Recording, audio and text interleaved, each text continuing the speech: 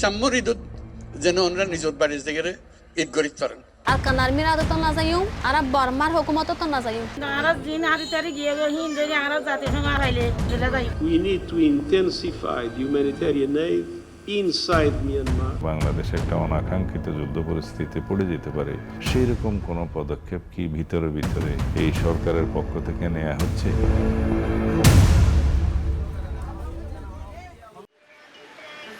একমাত্র শিশু সন্তানকে নিয়ে শাহনাজ বিবি 3 মাস আগে বাংলাদেশে পালিয়ে এসেছেন।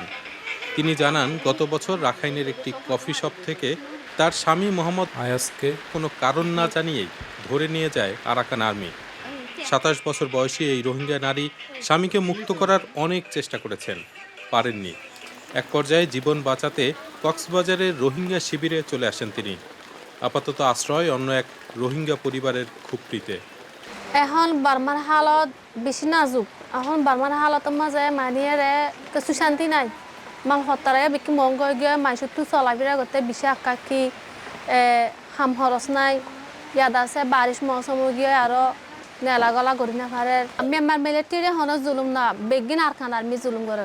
খাদ্য দুঃখার মানুষ চলাফেরা করতে দুঃখার মানুষ হমি গিয়ে মানুষের মহম্মতার দরি অকল ফেলার মানুষরে হন হসুরি সারা তোমার আছে বর্মা কমরে বাদ দিও খানা দিও তারারে আপে গজ্য ইন্দিল্লা মাতারা হয়ে দরি ফেলার বেড়াইন দরি ফেলালে বেড়াইন দে দুঃখা তাই তোরা মুরা হসা হসা মাই ফাইন সুন্দর সুন্দর মাই ফাইন ধরে হিতার আদাসে যাইরে বিষয় নেই অকল ঘরের বেশি জুলুম হাত অকল ঘরের দাঁড়া দেখি ইন্দিল্লা।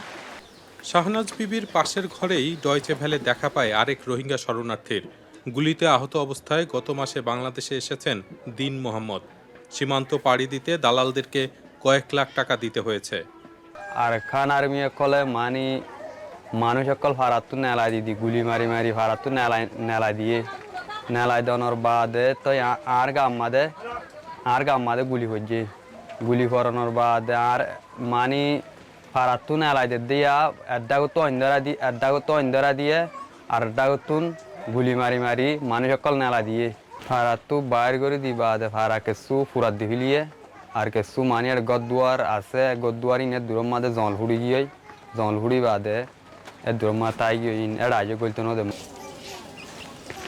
কক্সবাজারের ক্যাম্প 1 ইস্টে আমি যে দুজনের সঙ্গে কথা বললাম তাদের মতো 1 লাখের বেশি রোহিঙ্গা শরণার্থী গত 2 বছরে বাংলাদেশে এসেছেন, কারণ মিয়ানমারে যে গৃহযুদ্ধ হচ্ছে সেই কারণে তারা সেখানে থাকতে পারছেন না। এবং এমন এক সময় তারা এখানে আসছেন যখন বাংলাদেশ সরকারের তরফ থেকে রোহিঙ্গাদের ফেরত পাঠানোর আলোচনা হচ্ছে এবং মিয়ানমারের জান্তা সরকারও প্রায় 2 লাখ রোহিঙ্গা শরণার্থীকে ফিরিয়ে নেয়ার একটা প্রক্রিয়ার কথা বলেছে।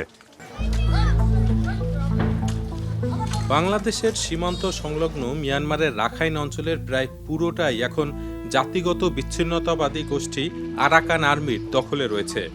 2023 সালের শেষ নাগাদ সশস্ত্র সংঘাতের মাধ্যমে মিয়ানমারের জান্তা সরকারকে হটিয়ে সব স্থান দখল করে নেয় রাখাইনের বৌদ্ধ ধর্মাবলম্বী আরাকানি বা মগদের প্রতিনিধিত্বকারী গোষ্ঠীটি।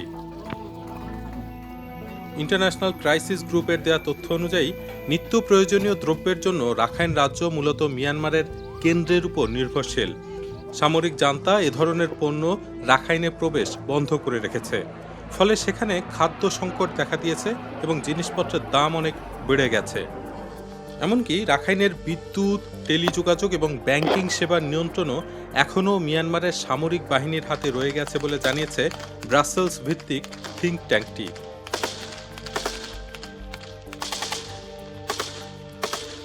আরাকানি বা মগদের সঙ্গে রাখাইনে বসবাসরত রোহিঙ্গাদের দীর্ঘদিন ধরে বিরোধ রয়েছে। কক্সবাজারের রোহিঙ্গা শরণার্থী শিবিরে বসবাসরত কয়েকজন ডয়চে ভ্যালেকে আরাকান আর্মির প্রতি তাদের অনাস্থার কথা জানান। আরাকান আর্মি স্যার না আরা ফের যাই বললো না চাই কেন এখন ইতারা এখন মুহূর্তে জিন এখন আরাকান মা জিন আর আত্মীয় স্বজন যারা আছে ইতারা এখন নিরাপদ নাই, এখন জুলুমের শিকার। তাহলে আরাই থারার আন্ডার খেঙ্গুড়ি করে তারা নিরাপদ দিবে দিয়ে আমার বিশ্বাস কি ফরমান তো কিছু নাই। সেখানে যদি জাতিসংঘ যদি একটু হারার সাইজ হেলাপ করে বাংলাদেশে যদি বিশ্ব মিলি যদি জাতিসংঘ যদি হেলাপ করে আর নিরাপদ জানার মালর নিরাপদ দিয়ে আর অধিকার দিয়ে যদি পাঠাই বললো চাই আর 100% এখন যাই বললো প্রস্তুত। আরো যাই না আরো জিন হারি তারি গিয়ে হিন যদি আরো জাতিসংঘ আর ঘর বাড়ি বিড়া বাড়ি বেকিং ফাইলে আর ফুজিয়ে এখন আছে দিন বেগুন শান্তি করে যাই ফেললেন দিলে যাইম না আর বড় দিলে জমান একবার লই যাইব আবার মারি ভার করাইব হাড়ি ফেলের এখন আত্মীয়রা আছে দিন বেগুন হাড়াছিরা ঘরের তোদের জুলুম আছে তাইলে আর যাইবা কিছু নাই। অতীত ও বর্তমান অভিজ্ঞতার আলোকে মিয়ানমারের জান্তা সরকার বা বিচ্ছিন্নতাবাদী আরাকান আর্মি কোনো পক্ষের উপরই আস্থা রাখতে পারছেন না রোহিঙ্গা শরণার্থীরা। রোহিঙ্গা গবেষক ও মানবাধিকার কর্মী রেজাউর রহমান লেনিন মনে করেন, রোহিঙ্গাদের আস্থার জায়গায় রয়েছে মূলত জাতিসংঘ।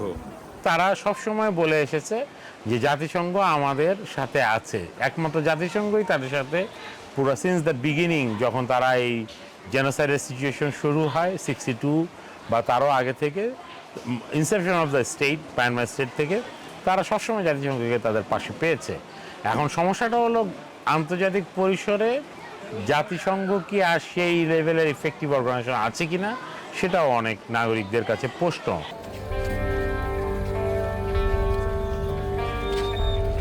জাতিসংঘের মহাসচিব আন্তোনিও গুতেরেস মার্চে কক্সবাজারে রোহিঙ্গা শরণার্থী শিবির পরিদর্শন করেন এবং প্রধান উপদেষ্টা অধ্যাপক মুহাম্মদ ইউনুস সহ এক ইফতার কর্মসূচিতে অংশ নেন, যেখানে 1 লাখের মতো রোহিঙ্গা শরণার্থী উপস্থিত ছিলেন।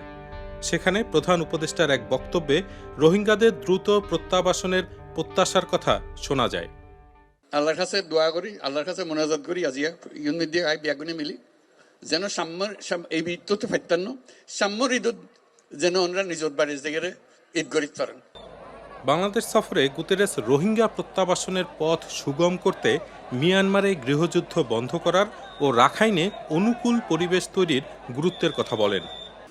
It is absolutely essential to mobilize the whole of the international community, all the neighbors, not only Bangladesh, all the neighbors of Myanmar, to put pressure to make things move in relation to the need to find a solution starting by ceasing the violence and at the same time creating the mechanisms of dialogue leading to a true democratic solution in Myanmar that would naturally facilitate the return of the Rohingya refugees.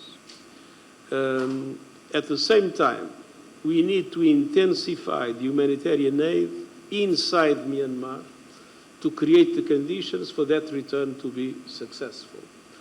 And that is the reason why one of the discussions we had was about the possibility, if circumstances allow, to have also humanitarian aid channeled from Bangladesh. But that is obviously a matter that would require the authorization and the cooperation of the parties to the conflict. জাতিসংঘের তরফ থেকে পরবর্তীতে এটাও জানানো হয়েছে যে বাংলাদেশ থেকে মিয়ানমারে ত্রাণ পাঠাতে হলে অবশ্যই বাংলাদেশ সরকার ও মিয়ানমার সরকারের তাতে সম্মতি থাকতে হবে।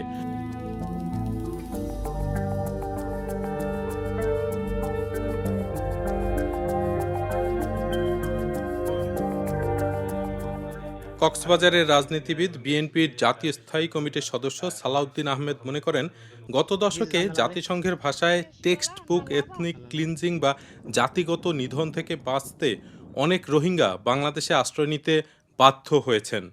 আমরা দেখলাম প্রায় 1.2 মিলিয়ন মতো রোহিঙ্গা তখন আমাদের বাংলাদেশের কক্সবাজারের উকিয়া টেকনাফে পাহাড়ি অঞ্চলে ক্যাম্প করে আশ্রয় নিয়েছে।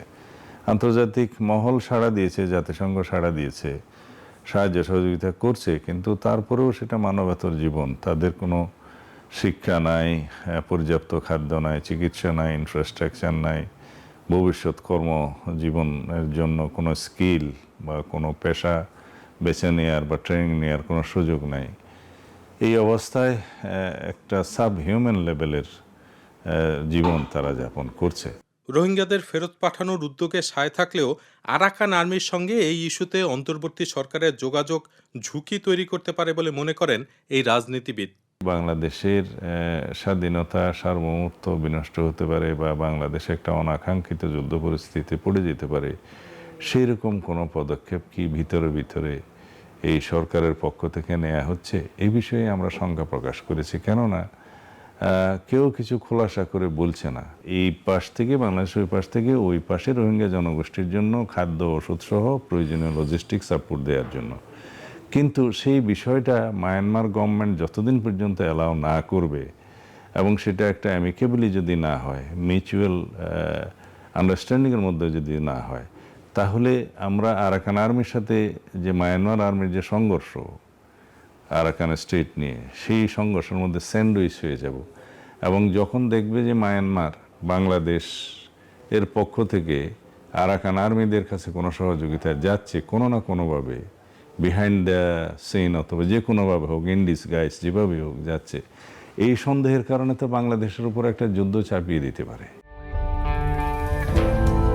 নিরাপত্তা ও কৌশলগত বিষয়ে গবেষণা পরিচালনা করা প্রতিষ্ঠান BIISS এর senior research fellow doctor Razia Sultana Rohingya ইস্যুতে বাংলাদেশকে জাতীয় ও আন্তর্জাতিক পর্যায়ে একটি অত্যন্ত জটিল পরিস্থিতির মধ্যে দেখছেন। স্ট্র্যাটেজিক ইম্পর্টেন্স কারণে ইন্ডিয়া সবসময় মিয়ানমারের সাথে একটা চেক অ্যান্ড ব্যালেন্স রিলেশনশিপ রেখেছে। আর অন দি আদার সাইড আমি যদি চায়নার বলি, তো চায়নার সাইডেও কিন্তু চায়না এবং মিয়ানমারের সবসময় অল ওয়েদার রিলেশনশিপ, তারা দে আর ট্রাস্টেড অ্যালাইস। সো এই জায়গাটা আমি বলবো যে ডিপ্লোম্যাটিক পয়েন্ট অফ ভিউ থেকে বাংলাদেশ ওই জায়গাটা পৌঁছাতে পারেনি। আমাদের দলমত নির্বিশেষে আসলে ন্যাশনাল ইন্টারেস্ট, আমি বলবো ন্যাশনাল সিকিউরিটি এবং সভারেন্টিকে বজায় রাখার জন্য এক জায়গায় একভাবে কাজ করতে হবে।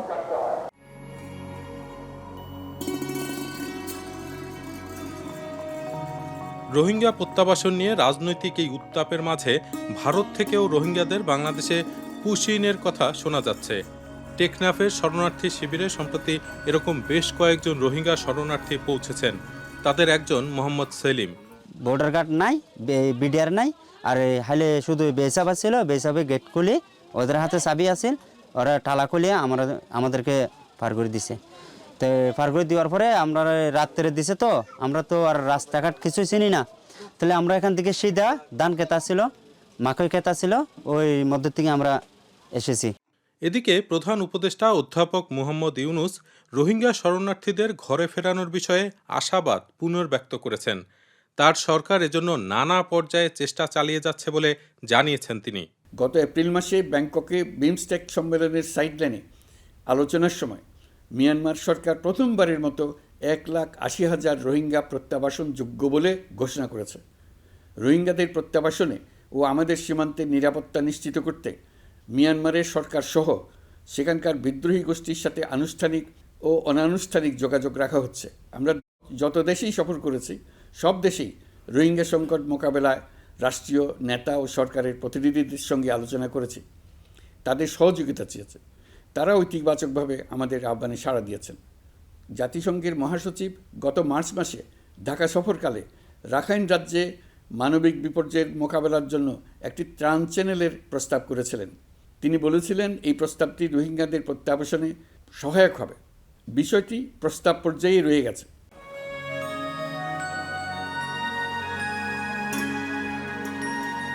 নানা সম্ভাবনার কথা শোনা গেলেও শাহনাজ বিবিরা অবশ্য শিগগিরই ঘরে ফেরার আশা দেখছেন না। আপাতত জনাকীর্ণ রোহিঙ্গা শিবিরে কোনোভাবে থাকার একটু ব্যবস্থা গড়ার দিকে মনোযোগ তার। অবসর সময়ে সন্তানকে পিতার ছবি দেখান তিনি, যিনি এখনও রাখাইনে কারাবন্দী। রোহিঙ্গা শরণার্থী শিবিরগুলো থেকে মিয়ানমারের রাখাইন রাজ্য একেবারেই কাছে। কোনো কোনো ক্যাম্প থেকে খোলা চোখেই দেখা যায় রোহিঙ্গাদের মাতৃভূমি।